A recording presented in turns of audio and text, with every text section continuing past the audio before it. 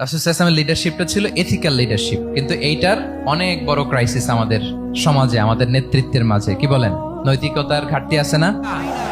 নৈতিকতা বিবর্জিত নেতৃত্ব, এটা দিয়ে কিছুই হয় না। একটা জাতির ধ্বংসের জন্য নৈতিকতা বিবর্জিত নেতৃত্বই যথেষ্ট। আমানতদারিতা, সততা, অনেস্টি, ট্রাস্টওয়ার্দিনেস, এটা অনেক জরুরি নেতৃত্বের জন্য। নেতা হতে চাইলে তাকে আমানতদার হইতে হবে।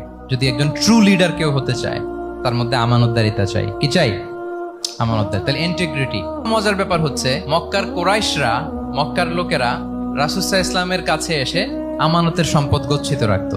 আবু জাহেলের কাছে রাখতো না, উতবা, শাইবা, ওয়ালিদ ইবনে মুগিরা, কারো কাছে রাখতো না। খেয়াল করে দেখেন, দল করে আবু জাহেলের, দল করে কার?